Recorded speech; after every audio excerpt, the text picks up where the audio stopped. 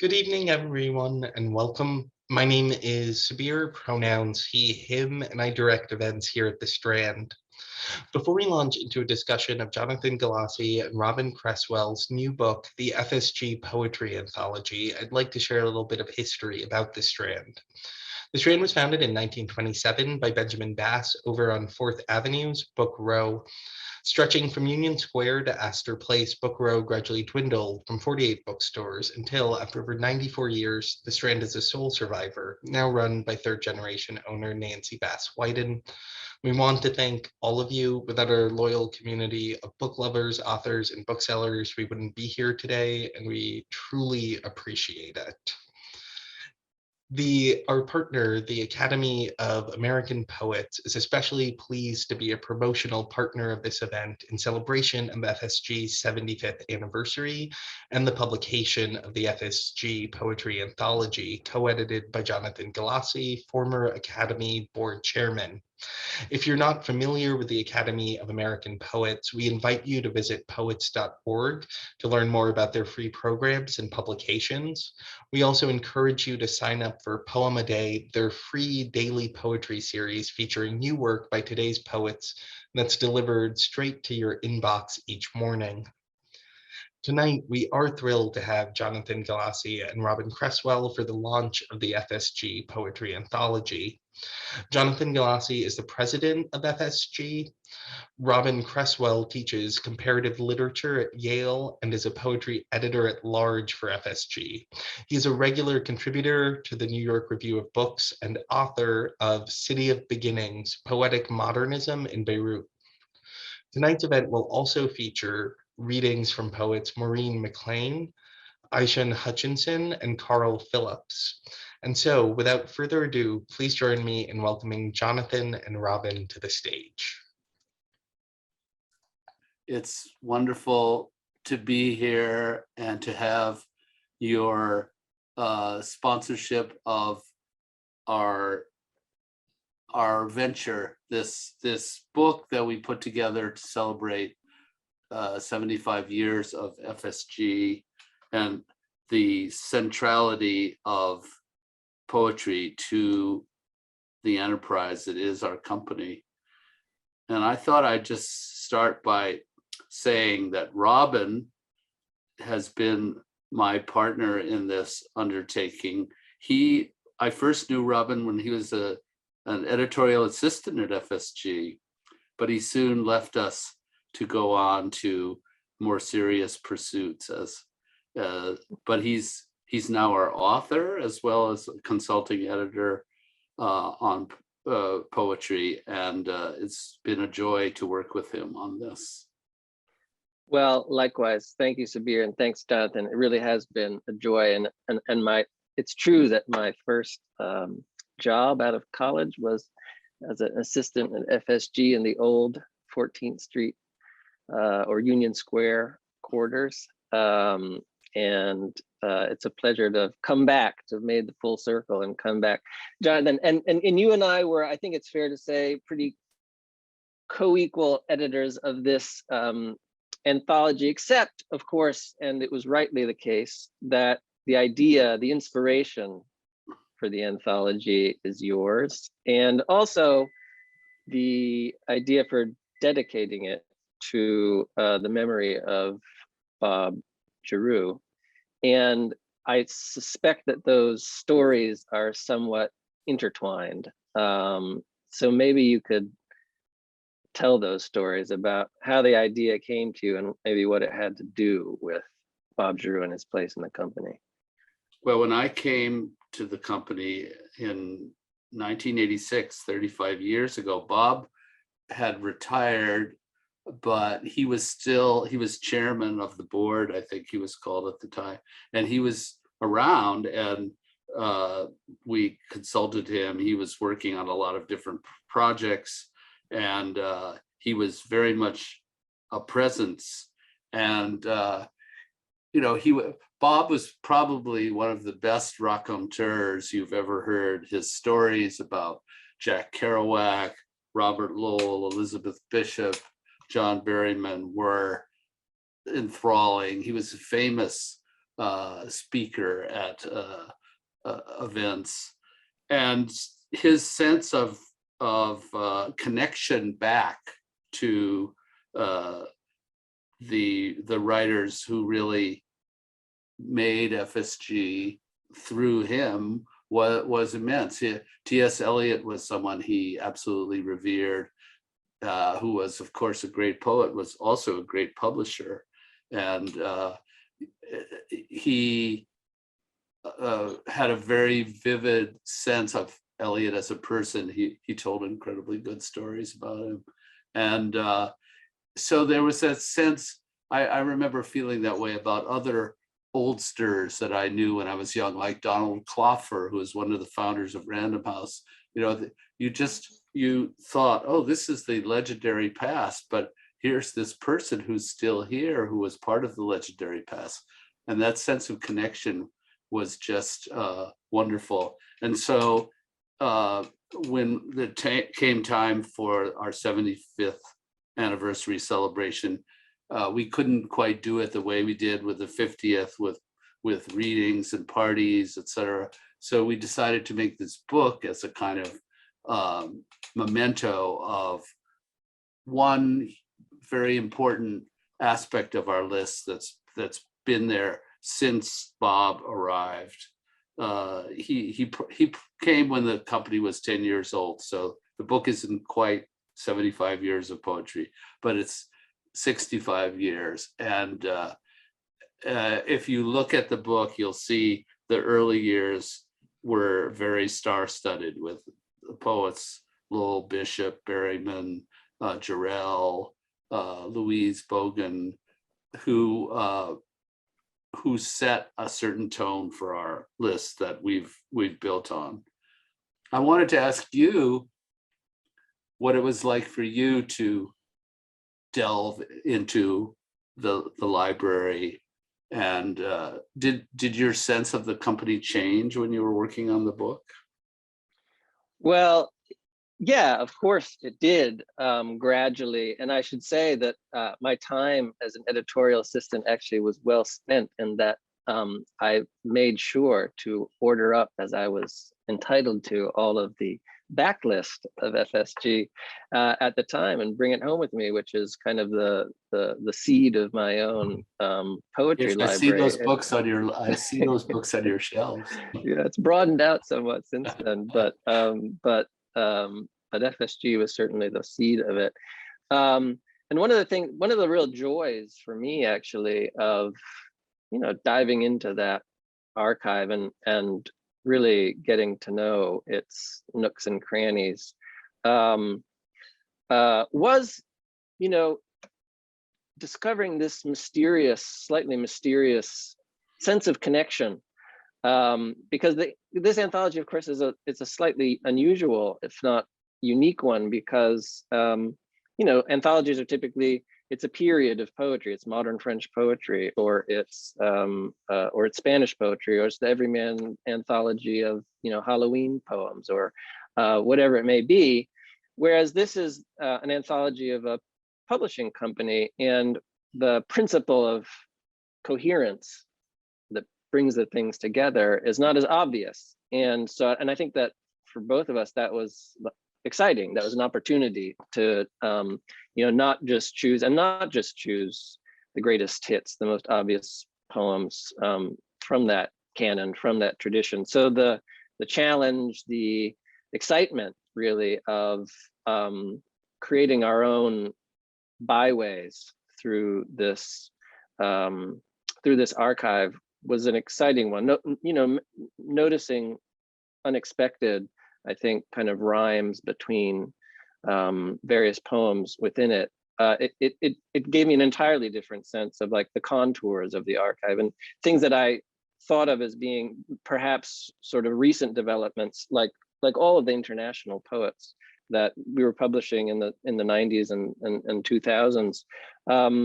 But discovering that, in fact, this commitment to translation and to bringing foreign poetries into American poetry was actually there from the beginning. I mean, if you look at the opening pages of the anthology, it's Neruda and Nelly Sachs and Jimenez and Quasimodo. And so that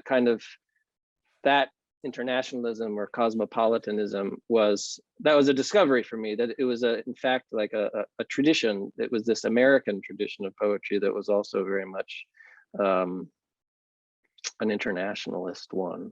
And that was exciting to me. I mean, I think maybe more to the point, actually, since you are, this poetry, you've edited it for decades, but this was a chance to, I mean, it was not just a chance, but we had to kind of read it all at once, really go through it. And that was fun. This was in the middle of the lockdown, basically, that we were doing all this reading and sending back these notes back and forth about discoveries that we made, which also made it all the more enjoyable.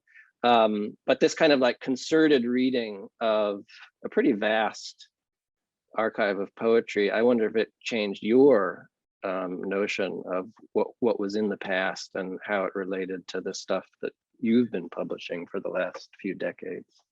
Well, there are the waves of an editor's commitment that you notice.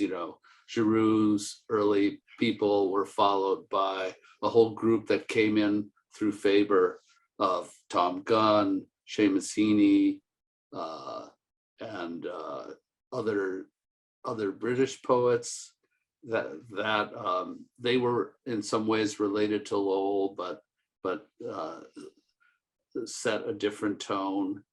And people like Derek Walcott, who also came in not from Faber but through Lowell. I think that the influence of one poet on the choices of the editors is always fascinating to observe. And then generational change happens. You see the contributions of other editors like Pat Strawn and Michael DeCapua, who were poetry editors in the 70s and 80s. And then I came and brought us certain other poets. And,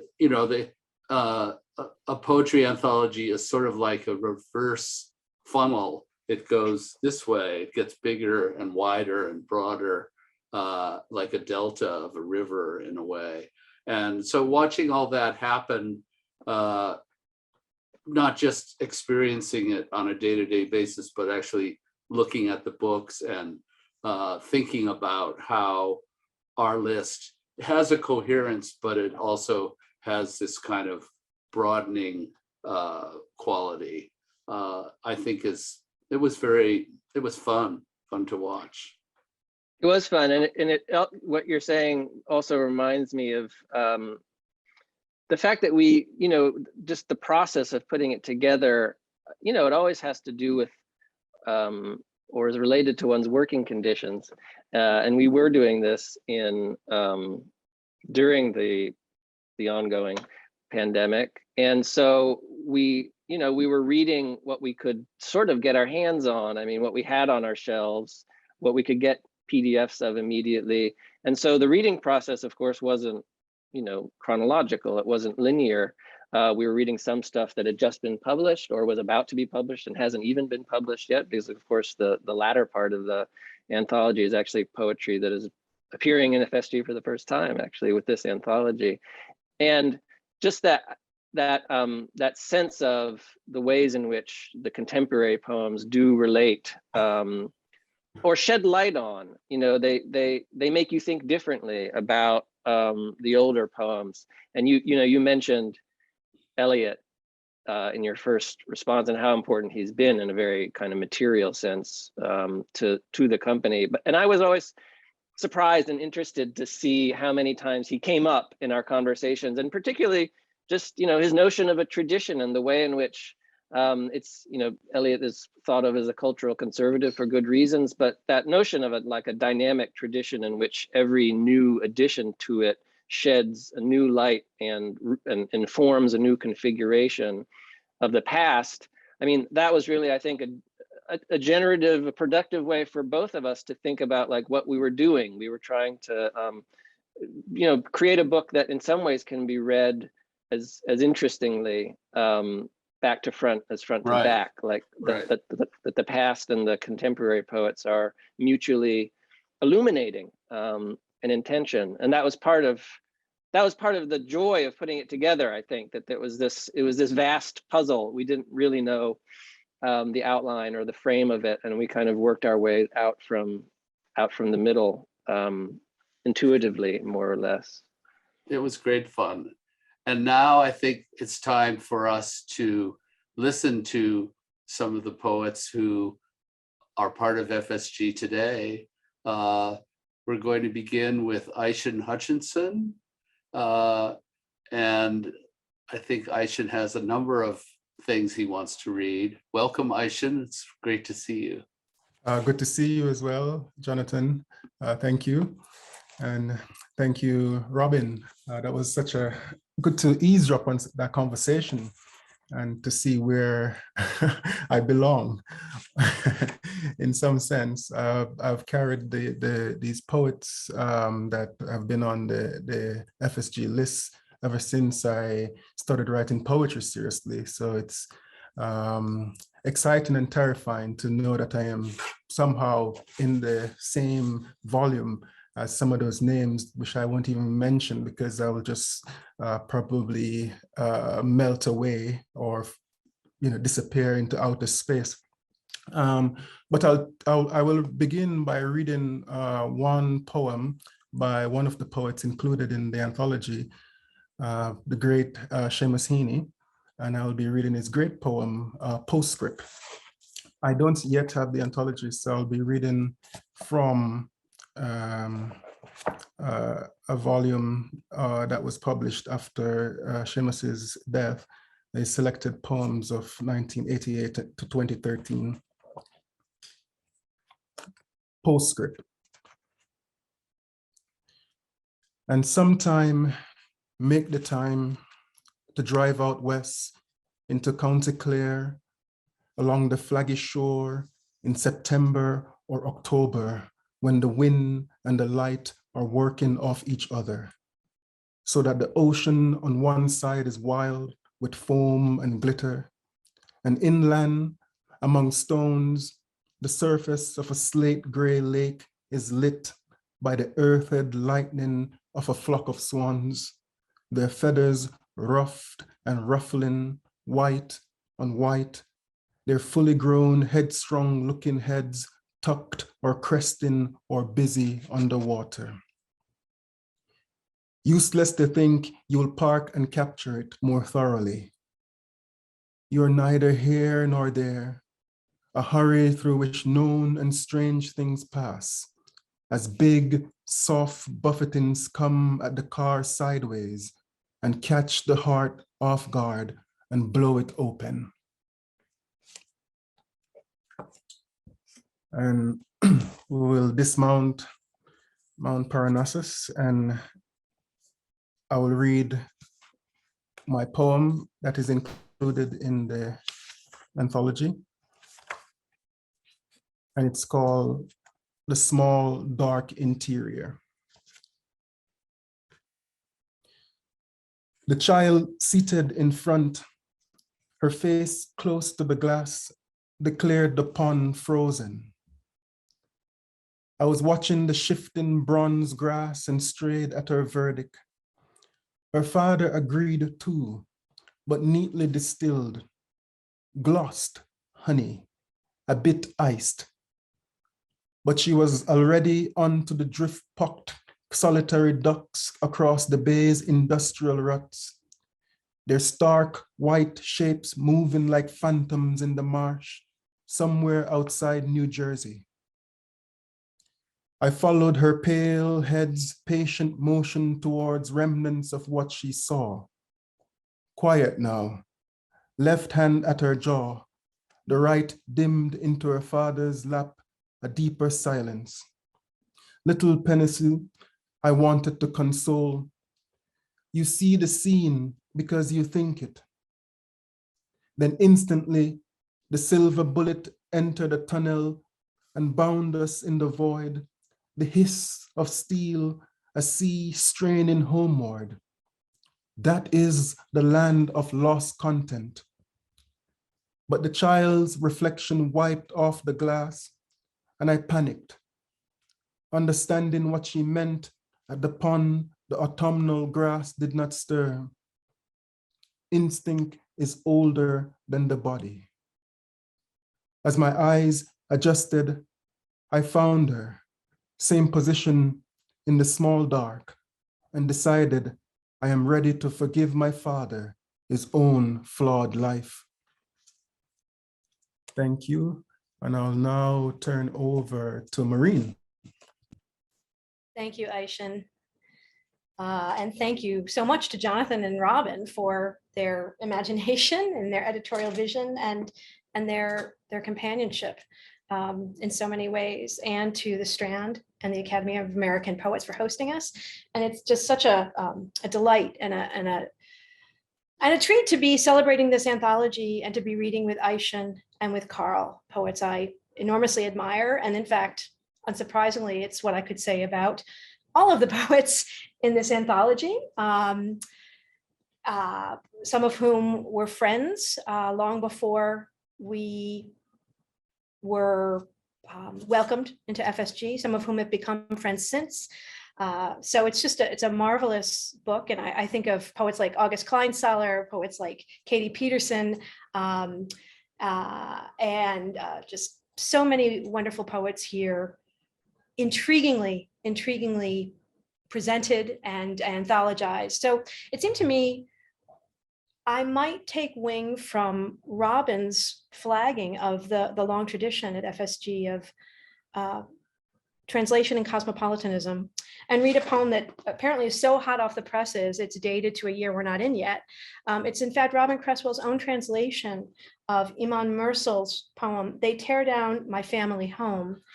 And Robyn can say more about Mursal later, but I believe she's Egyptian, long resident in Canada, and a tremendous poet. They tear down my family home. As if sledgehammers weren't enough, the demolition men use their hands to tear down the window Jin used to flit through. And with a kick, the back door, even its memory is gone. Underfoot, I feel the remains of the sugar loaves and oranges and mangoes, our furtive visitors hid under their black shawls. They would come after evening prayer, the hems of their long jalabias brushing across the threshold of the black door, a door of gifts and sorceresses, now a door to nowhere. The roof that never protected my childhood from the Delta rains has reverted to its old self. A few trees you can count on one hand. Now they're tearing down her old bedroom, casting into the air strands of her still wet hair, hair that slips through the cracks of earthen walls about to become clods of dirt, as if no one had ever rested their back there. Did my mother bathe before bed or at dawn? Did she pull her hair from the comb's teeth to ward off the evil eye, or fire, or the stratagems of neighbors? My mother's hair slips away like a gift or retribution. What ties me to her now? I donated her dresses to charity because they didn't fit me. If we met, I'd be her older sister. What ties me to her now? Her womb is with her in the ground, there under the camphor tree, where early death is close enough to touch with your hand. And I thought I would read a poem of my own included in the anthology, a poem called Excursion Susan Sontag. And this poem was composed in the second George Bush administration, a truly horrible and yet to be surpassed horrible administration. And various figures pop up in the course of the poem, but one is Edmund Burke, the 18th century philosopher, politician, and statesman. So, Excursion, Susan Sontag. Now, Susan Sontag was famous among certain people. You know who I mean. Urban, informed, culturally literate East Coast people and some West, a few in Chicago, in Europe, and elsewhere. Although Susan Sontag came from Arizona, which is remarkable only if you hold certain prejudices about Arizona, which I do, having been there twice and disliking it both times. Not that this was Arizona's fault. It is majestic, strange, lunar, orange, desert, flat, and then ravine-ridden. But Phoenix is heinous unless you have a certain pomo sensibility I associate with men of a certain age and race. And while I share the supposed race, I'm not a man, although there are men in Arizona, but I forgot to ask them what they thought about the state or Susan Sontag, whose writings between 1964 and 67 are marvels of incisive thought and style. So much so that you have to wonder, what happened to America? What happened to Susan Sontag, who later published historical novels in a realist mode when earlier she championed the nouveau roman, oh, where art thou, Robespierre? And did her execution fail her once held prose ideals? Oh, is it our fate thus to lapse, if lapse it was? And where is Sontag to show us how to read Sontag? A professorial enthusiast ringingly declared one Sunday, Susan is always of the moment. And thus we must conclude that in 1965, the new novel and criticism and sexy brains and France were of the moment, and now degraded realism is of the moment, as is, quote, ethnic cleansing, which Susan Sontag denounced, indeed put her life on the line, viz. Professorial enthusiast, producing Beckett in Sarajevo. She, among the few who spoke truly after 9/11, while torpor overtook so many, everyone waiting for American special forces to smoke Osama bin Laden out of his hole. On this matter, Susan Sontag held strong views, for example, about the president's speech, but she properly oriented us to the club of men and one woman who advised him.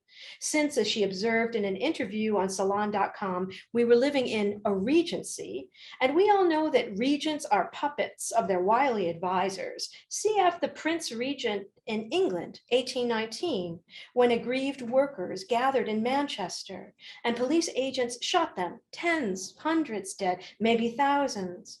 The papers covering up the massacre. Whither media complicity? Is history now? And in England, the people I met read several papers, expecting to compare and contrast each paper's take on the news. They didn't simply succumb to the infantile American fantasy of media objectivity. The English and Irish and Scots were like Burke, unafraid of prejudice. They understood you read through, with, against others' prejudices and your own, and thus Burke, against himself, may be seen as an Enlightenment theorist. He supported the American Revolution, after all, although he hysterically denounced the French long before they guillotined anyone. Oh, sweet Marie, your fair-chopped head, your luscious body, the French pornographers delighted in fucking, tormenting, reviling. There is a long affair between Enlightenment philosophy and pornography, as Kathleen Shine explored in her spiky novel, Rameau's Niece. As Sontag explored in a brilliant essay of 1967, why are we so afraid of porn? There are many reasons. The obvious Freudian ones, the porn is rape ones, the protecting our children ones, the fear of desire for the tabooed, the jouissance of transgression. The world could blow up anytime. But at the end of the day, it may all come down to this. Our desire for knowledge rips open the throat. Whole countries have been seized with murder when threatened with free inquiry, not that those who affiliate themselves self-righteously with knowledge are not guilty of their own simplifications, because knowledge cuts and opens wounds and distances between lovers, parents, children, citizens. The world feels different, for example, if you know that somewhere people think God is dead, if the earth revolves around the sun, if you have stolen the gift of fire, if you know where your clitoris is and what it can do, and if you've seen Mapplethorpe's whip stuck up his ass or his little devil's horns perkily perched atop his mop of hair. Why does he look so innocently rakish? Is it because he's dead, or that moment is, or is it my own perspective makes him so? Not everything can be domesticated, or can it? Why did Proust avoid discussing, really discussing the mother? Now there is a crucial evasion in an otherwise exhaustive registration of the movements of consciousness in society. Must old rockers and ACT UP veterans and the Situationist International and Sontag all go gentle into know that good, that know that raging? And now we will move on to Carl Phillips. Thank you, Maureen. That was terrific. Thank you, Ishion, both of you for your readings. They were wonderful. And I'm very honored to be part of this anthology. Thank you, Jonathan and Robyn, for putting it together. And thank you to the sponsors, Strand, Academy of American Poets. I'm going to read 3 poems. 2 of them are by people not me, who are in the anthology.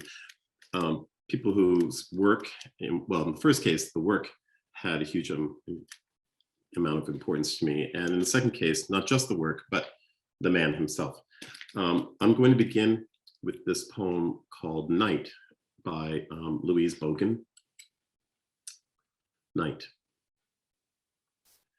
The cold remote islands and the blue estuaries, where what breathes the restless wind of the inlets, and what drinks the incoming tide, where shell and weed wait upon the salt wash of the sea, and the clear nights of stars swing their lights westward to set behind the land, where the pulse, clinging to the rocks, renews itself forever, where, again, on cloudless nights, the water reflects the firmament's partial setting.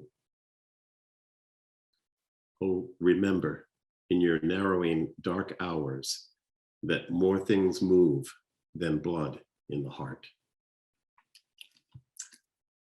That's by Louise Bogan.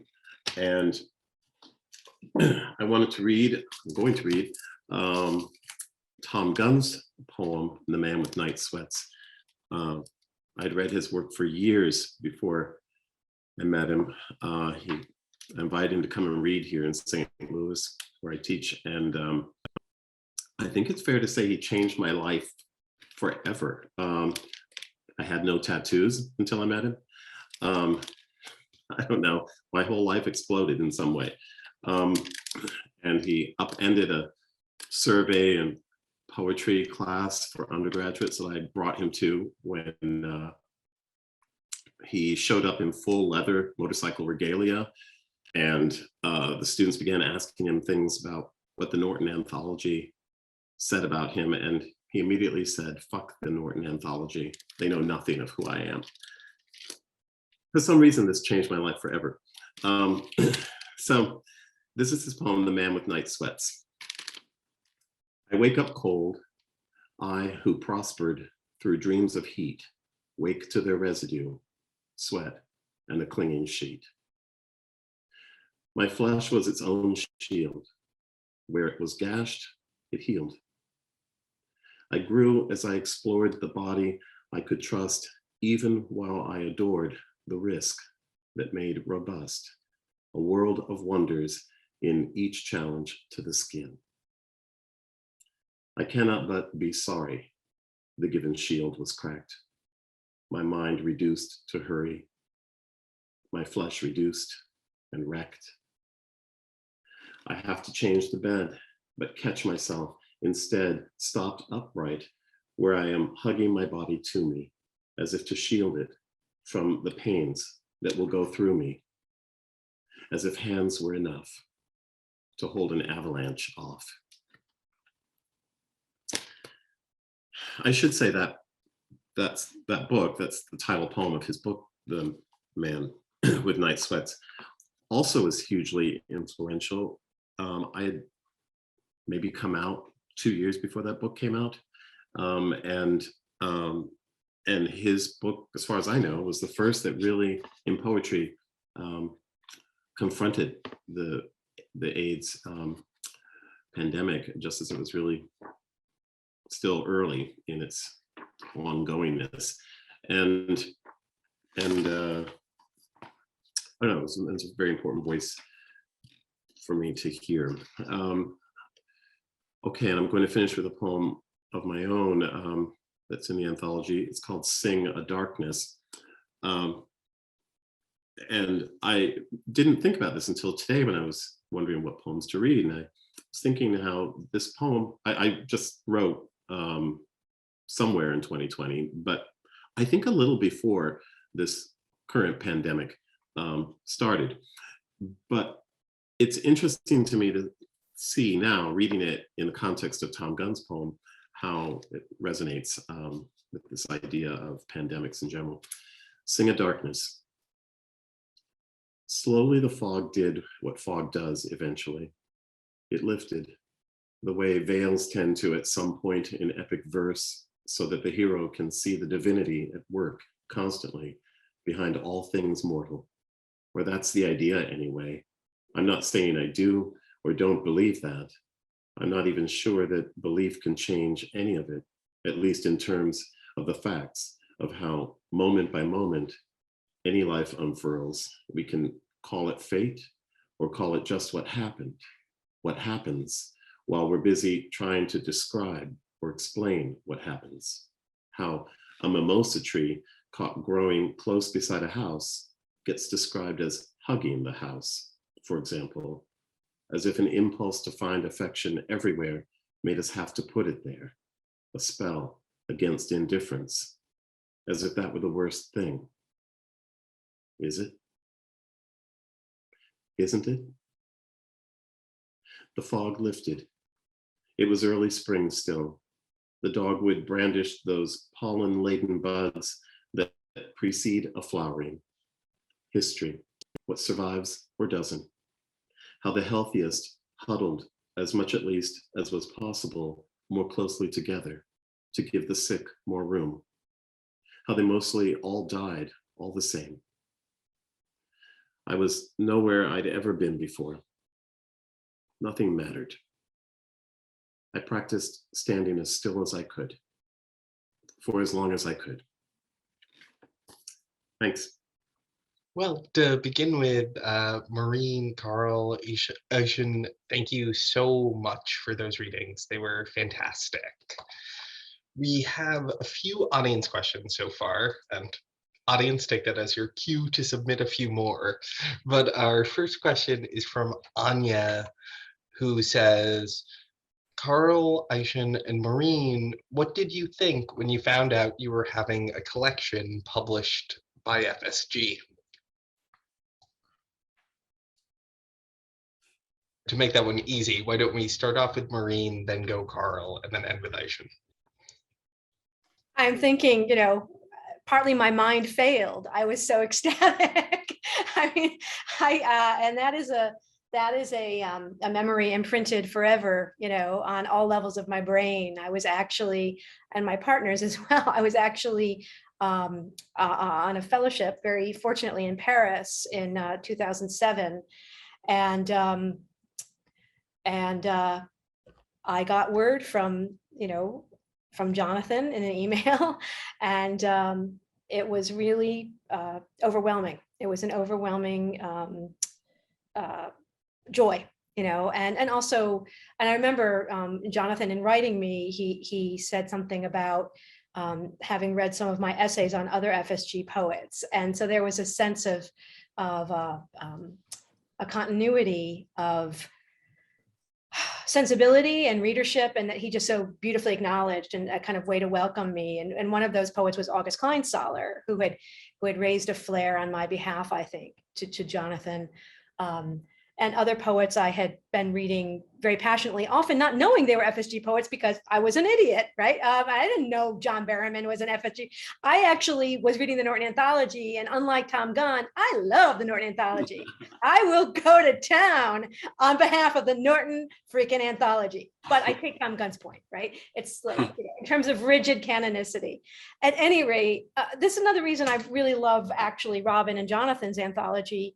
It works against rigid canonicity. It's like we're so privileged to be under this umbrella and part of this imaginative history. And yet I'm just endlessly surprised when I read through this. It's like, here's a poem, here's this beautiful poem I just read by Susan Wheeler that I didn't know yet, for example, or here's a poem by Neruda I didn't know, here's a poem by Iman Mersal. So I'm veering from the question, and the other poet should speak, but I can say that I was for about 6 hours absolutely speechless. That's probably the only time you've been speechless. Now, I gave you that setup.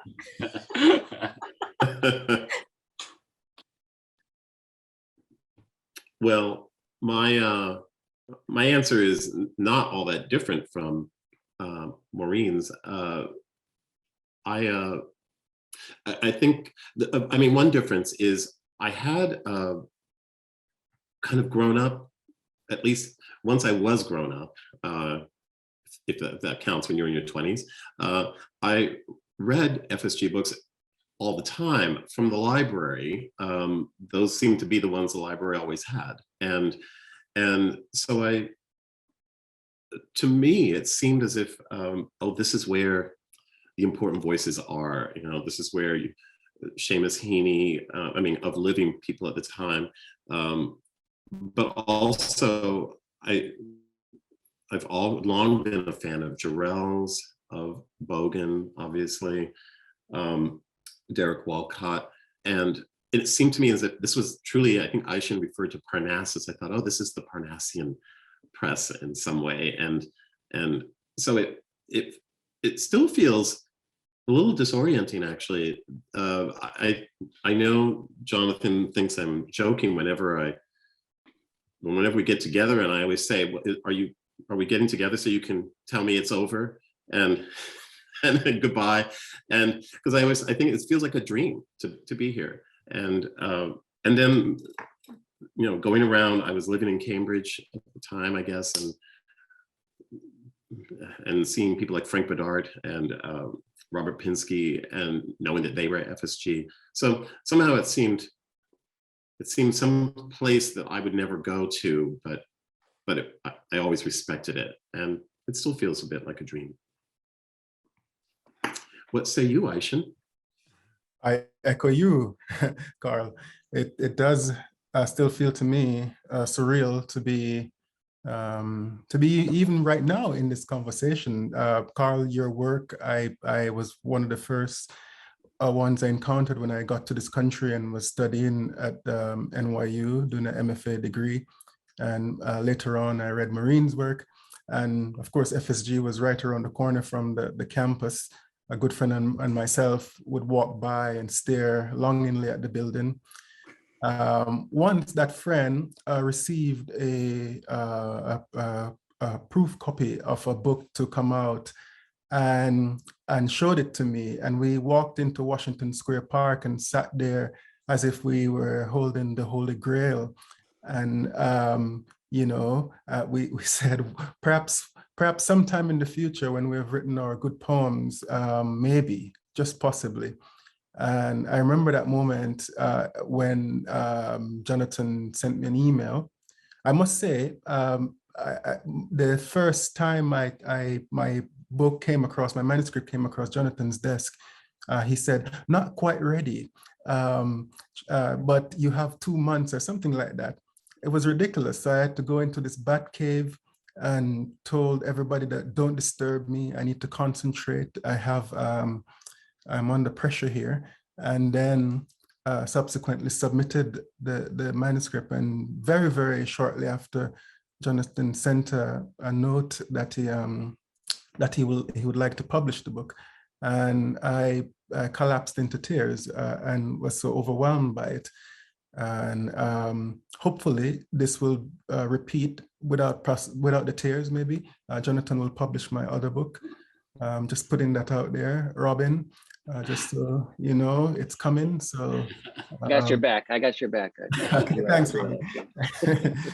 And you know, it's of course, I grew up in Jamaica, and when I was a university student as well, FSG books and Faber books, similarly like that friend in New York, I had a friend in the campus in Jamaica where we would get those books from the library and sit fetishizing them, looking at them, sometimes not at all reading them, but just admiring this thing, this place, and wishing to become serious about our ambition to be poets.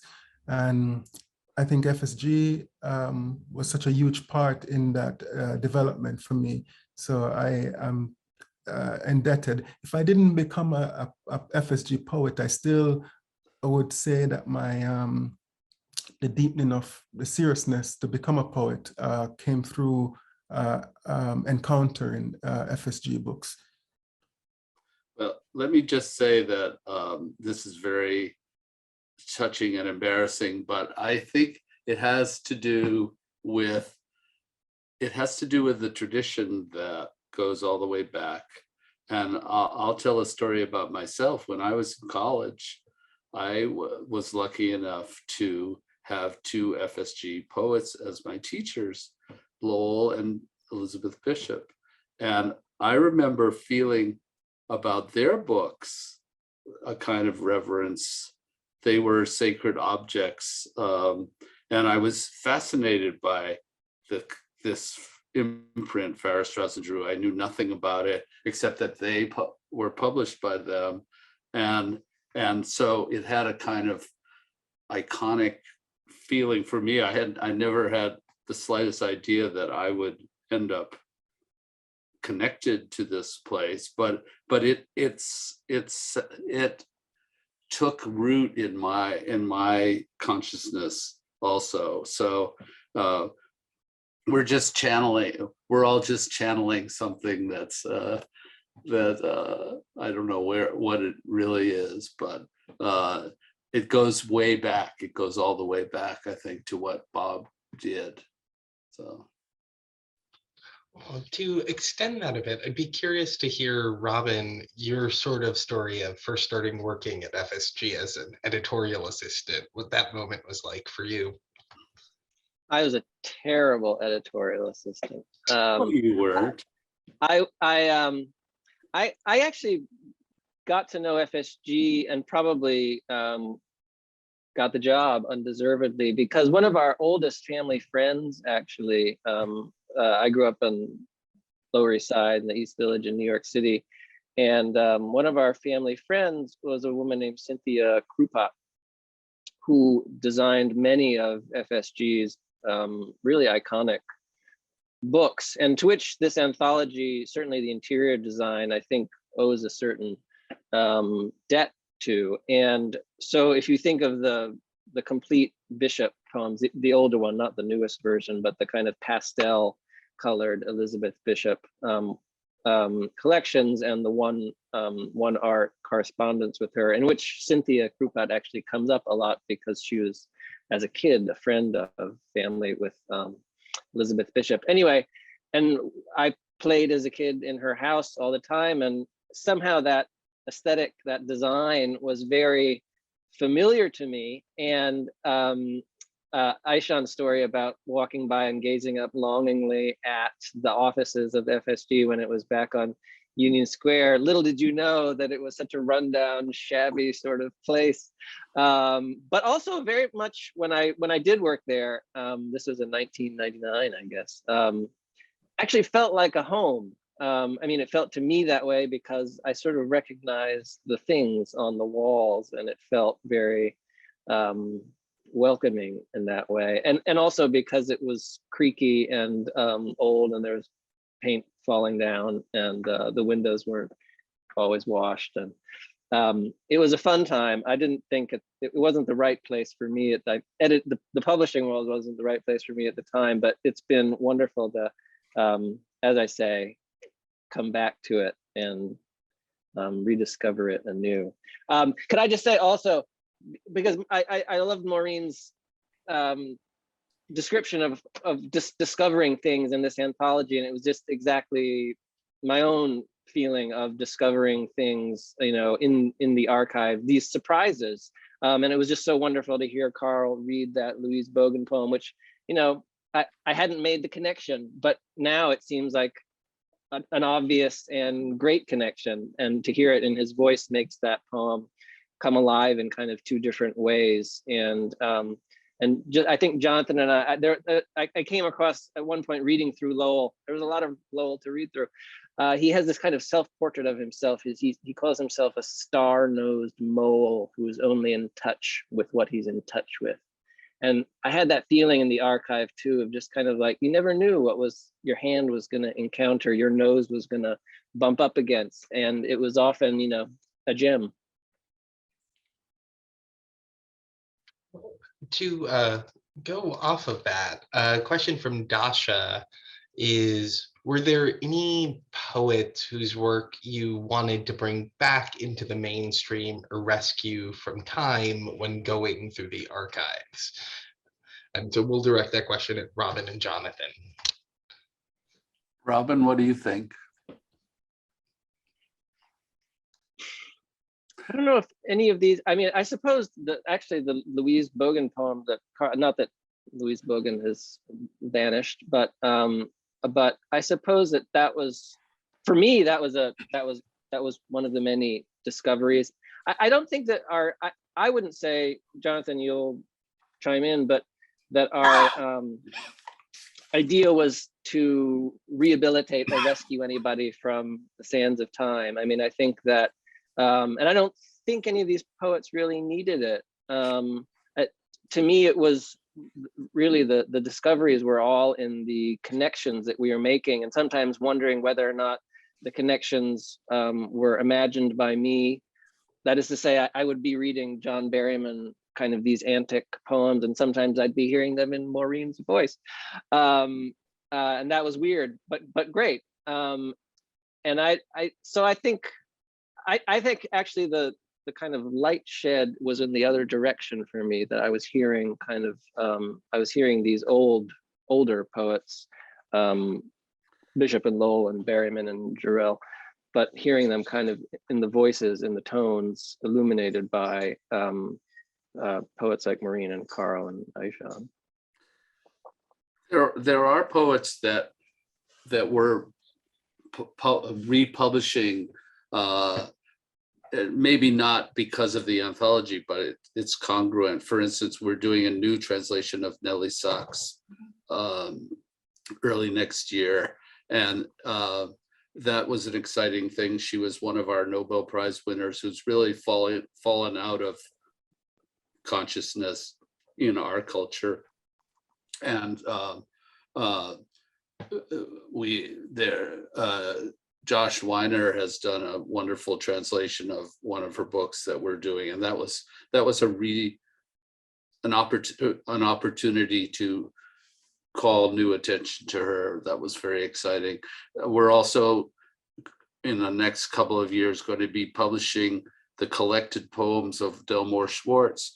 Delmore Schwartz was never an FSG poet, though. We did publish Jim Atlas's biography of him and other books about him. But he's part of the founding generation of poets that Lowell and others were connected to. So it's a way of bringing him into the circle that I'm excited about. There's never been a collected edition of his poetry, so he can use attention. We also did a new edition of Marianne Moore's poetry that she had never been an FSG poet. She predated FSG as a noted writer, but again, she kind of belongs with us retrospectively, I think. So we do these recuperations when we can, but they're not really caused by the anthology. They appear in the anthology, but. All right. And our next and unfortunately final question is from Lauren, who asks, what do you hope the next 25 years of FSG poetry will bring? And for this one, I'd love to hear from everyone. So maybe we could start off with Ishion, go Carl, Maureen, then Robyn, and end with Jonathan. You each get 30 seconds. You can stretch it. 25 years of poetry in 30 seconds. Mhm. The pressure is on. I haven't given much thought to it because it's so good already. And with so many new titles that are coming out, every time I look at the list, poets that I don't know are my contemporaries, publishing with FSG. So that's very exciting. Maureen and others have spoken about the internationalism of the list. I do have to speak for my little part of the world, the Caribbean, and I'm always hoping to see more voices from the islands, and in spaces like this, it would be really wonderful. And of course, FSG is, I mean, the great titan of the island is published by FSG, and it would be personally wonderful to see more in the great chorus of FSG. No, I agree with that, and I'm one of the things I've been excited to see in the time. I think that I joined FSG in 2000. I think that's right, and one of the things that has been exciting to see is how the list has also diversified racially, and which of course is in keeping with how conversations have changed and with the rise of places like Canto Mundo and Cave Canem, places that are making spaces for historically marginalized, unheard voices. And I've been excited to see how that's been happening at FSG, including people like Francine Harris, for example, Shane McCrae. So I guess I think I would imagine that that'll just keep happening, that it'll be broadening, including to the islands, as you say, Ishion, and not just international, but racially diverse within this country or everywhere. I think, but the anthology already shows that there's a commitment to that, I think, and including a kind of, the commitment to translated work as well. That was, I think, more than 30 seconds. Maureen? Yeah, I mean, these were exactly the tracks along which my mind was running when the question was asked. And also, it seems to me an ongoing sort of alertness to surprise in the midst of this, which I think the anthology itself enacts, even with poets you might have thought so monumental and memorial, that to be surprised into and by their work, as well as being just thrilled by poems by Shane McCrae or Francine J. Harris or Iman Mersal, so, and I did think of Pound, alas, to invoke Ezra Pound, but why not in this moment? I kept thinking of his news that stays news line, which is a tricky line, and I think it's just very interesting as editors what you have to do in terms of antennae and spelunking, and also in a way pluralizing one's antennae, which I think this anthology really points to, and it's very exciting. So I look forward to seeing what happens in the next 5 years, much less 25. I think that's an apposite quotation of Pound, even though we fall on the Eliotic side of the modernist schism, as Jonathan and I put it. But I think that one of the hallmarks of the editorial sensibility I don't think there's ever been one, but is a premise about poetry, which is that it belongs, along with prose, at the center of American literary culture. You know, sometimes it is closer to that center than others, but as editors, I think one has to choose poetry with that idea in mind, that that's like its home. Its home is not, you know, as a coterie thing or a marginal thing. And one of the reasons why I love that poem of Maureen's too is that it's a poem that takes for granted, in some sense, that poetry belongs with criticism and history and a certain tone of voice, and that it's contemporary, that it belongs at the leading edge and also at the center of what's going on in American literature. And I think that has been the case, thankfully, and we're all grateful for it, for FSG for a long time, and I hope it continues to operate under those same kind of assumptions about the importance of poetry in the wider culture.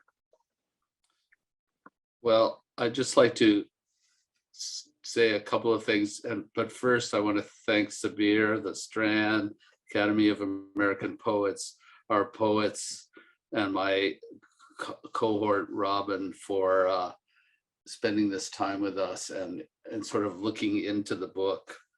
You know, I think poetry is an additive thing. You know, that we're still publishing Elizabeth Bishop. You know, she died in 1977, I think, but you know, we have new books of hers that are coming out in the next few years. We're publishing the last new publication of Robert Lowell next year. You know, so that it's an additive plural. The pluralism extends backwards into our history, and poets talk to each other. They read each other in a way that's not that's across time.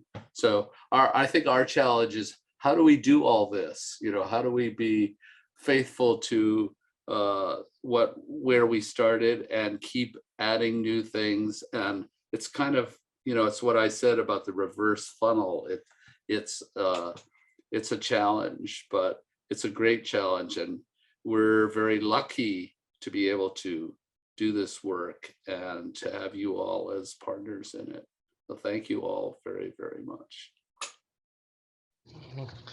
Thank you, Jonathan, Robyn, Maureen, Carl, and Ishion. This was an amazing event. It was an honor to host all of you. To our audience, thank you for joining us. I've dropped a link in the chat where you can find out more about the Academy of American Poets, and I've also dropped a link where you can actually purchase a copy of the FSG Poetry Anthology, which is marvelous. And so on that note, thank you everyone, and I hope you have a wonderful evening.